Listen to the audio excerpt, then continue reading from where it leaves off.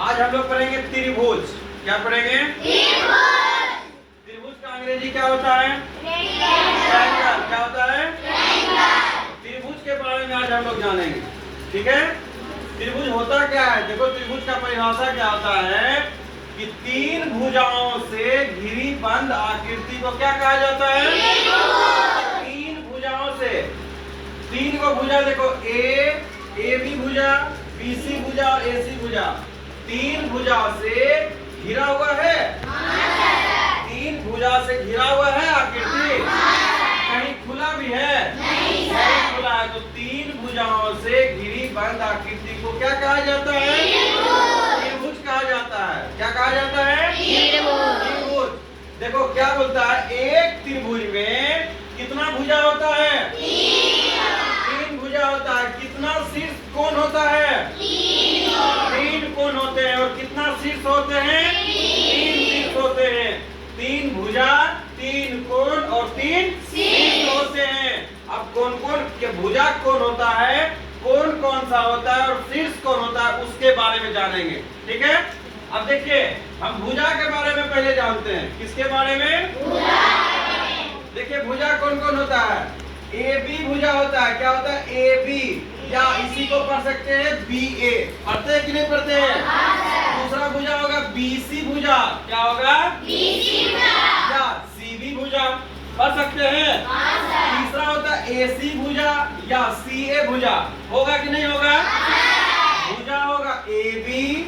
क्या होगा? कोमा। दूसरा क्या होगा? B C. और तीसरा क्या होगा? सी ए। भुजा समझ में आ गया क्या होता है? अब समझते कोण। क्या समझते हैं? कोण। देखिए, इसमें एक त्रिभुज में तीन कोण होते हैं। कितने कोण होते हैं? देखिए, पहला ये कोण, दूसरा ये और तीसरा ये। ठीक है, कितना कोण होते हैं? देखिए, इसको लिखे, कोण को लिखा कैसे जाता है? कोण को ऐसे इंडिकेट किया जाता है। ठीक है, लिखेंगे कोण ए। क्या लिखेंगे? कोण ए। दूसरा कोण बी और तीसरा कोण सी।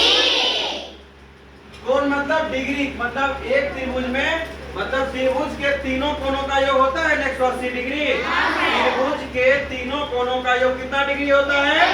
180 डिग्री। वही कोण हुआ।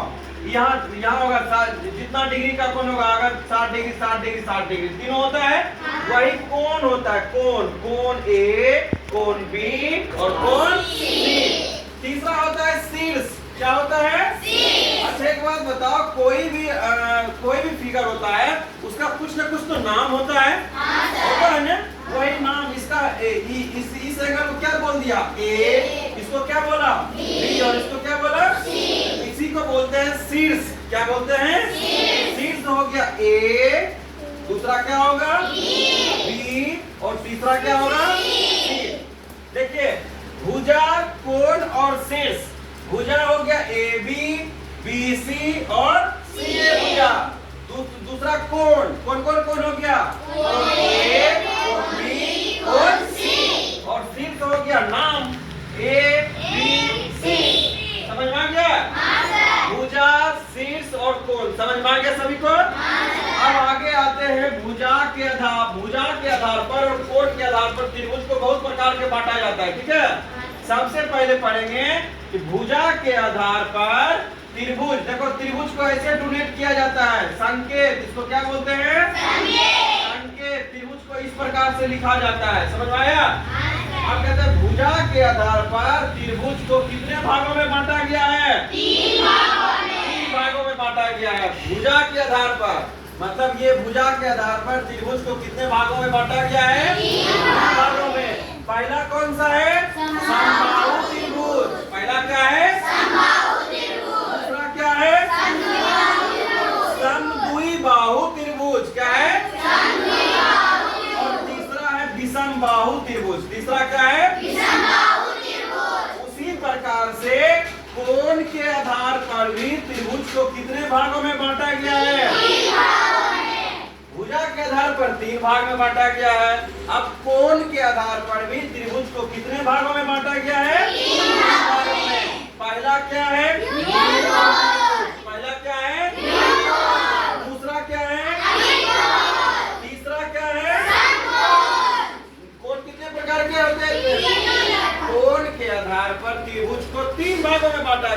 कौन कौन?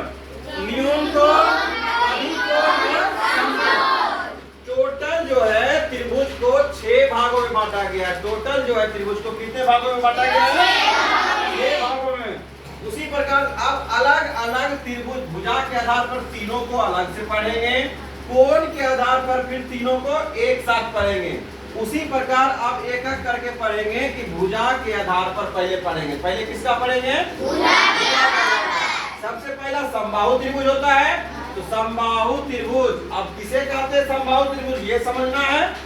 समबाहु त्रिभुज जिस त्रिभुज की तीनों भुजाएं आपस में क्या होती है? बराबर होती है। तीनों भुजा मतलब यही ए बी बी सी और ए सी, तीनों भुजा क्या होगा? आपस में बराबर होगा, तो वो क्या होगा? समबाहु त्रिभुज कहलाएगा। कौन त्रिभुज कहलाएगा? फिर से, जिस त्रिभुज की तीनों भुजा आपस में क्या हो? क्या कहलाएगा? अब समबाहु कैसे कहलाएगा समबाहु त्रिभुज? अब उसके बारे में जानेंगे। देखो एक फिगर बनेगा, एक क्या बनेगा? फिगर बनेगा जो कि तीनों भुजा आपस में बराबर होगा। तीनों भुजा आपस में क्या होगा? बराबर होगा। फोकस एकदम यहाँ पे, ए बी सी एक त्रिभुज है, ठीक है। इसका भुजा कौन कौन है? ए बी भुजा, बी सी भुजा और ए सी भुजा, यही है ना? यही भुजा हुआ। और ये तीनों भुजा जो है आपस में क्या होगा? बराबर होगा, आपस में बराबर होगा। मतलब अगर एक भुजा 5 सेंटीमीटर मान के चलो लिए, तो तीनों कितना होना चाहिए? 5 सेंटीमीटर। तीनों 5 सेंटीमीटर होना चाहिए, तब ये भुजा बराबर होगा और ये समबाहु त्रिभुज कहलाएगा। अगर एक भी भुजा इधर उधर हुआ, छोटा बड़ा होगा, तो वो समबाहु त्रिभुज नहीं होगा। समबाहु त्रिभुज का मतलब तीनों भुजा बराबर, तीनों भुजा बराबर। अब देखो तीनों भुजा बराबर का मतलब ए बी बराबर बी सी बराबर ए सी हो सकता है कि नहीं हो सकता है? ए बी बराबर बी सी बराबर सी ए, तीनों भुजा बराबर है, तभी ये भुजा क्या कहलाएगा? तभी ये त्रिभुज कहलाएगा समबाहु त्रिभुज। तभी क्या कहलाएगा? ठीक। अब देखिए समबाहु त्रिभुज आप लोग समझ गए हैं। दूसरा है भुजा के आधार पर समद्विबाहु त्रिभुज। कौन सा है? अब समद्विबाहु त्रिभुज क्या होता है उसके बारे में जानेंगे। तो समद्विबाहु त्रिभुज कहते किसको है, पहले इसको ये जानेंगे तब ना। तो जिस त्रिभुज की कोई दो भुजाएं आपस में क्या हो? बराबर हो, तो वह क्या कहलाएगा? समद्विबाहु त्रिभुज। अब समझते हैं कि कोई दो भुजा, एक त्रिभुज है, ठीक है। एक त्रिभुज को ले लेंगे, उसमें से दो भुजा बराबर होगा और तीसरा भुजा बराबर नहीं होगा। कोई भी दो भुजा, या नीचे ले लो या ऊपर ले लो, कोई भी दो भुजा लेना है, दोनों के बराबर होना चाहिए और तीसरा बराबर नहीं होना चाहिए।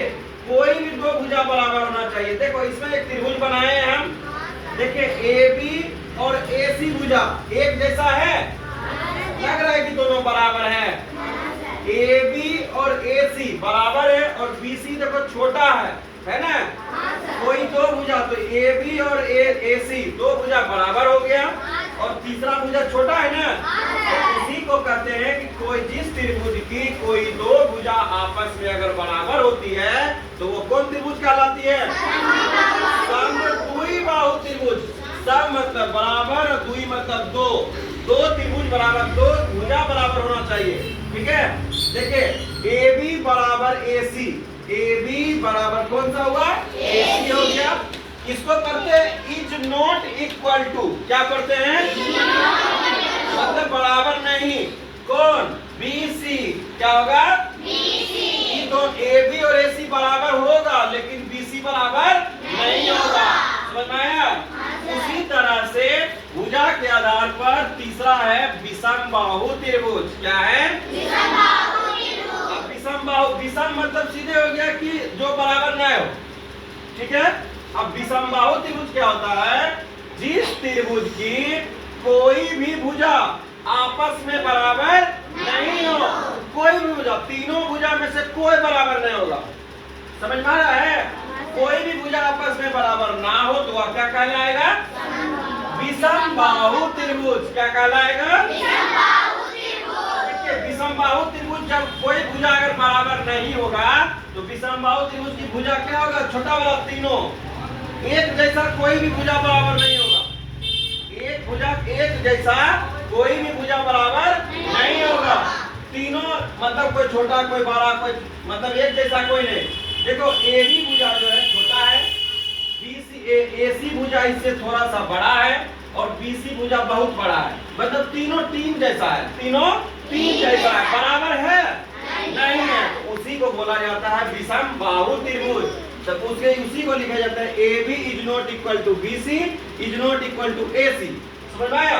ना AB इसके बराबर होगा ना BC इसके बराबर, तीनों तीन जैसा होगा। समझ में आ गया? किसको किसको समझ में आया? भुजा के आधार पर त्रिभुज तीन प्रकार के होते हैं। कौन कौन? समबाहु त्रिभुज, दूसरा समद्विबाहु त्रिभुज और तीसरा समबाहु त्रिभुज। इसके बाद आता है कोण के आधार पर। किसके आधार पर? कोण के आधार पर भी त्रिभुज तीन प्रकार के होते हैं, जो कि इसके बाद पढ़ेंगे, ठीक है।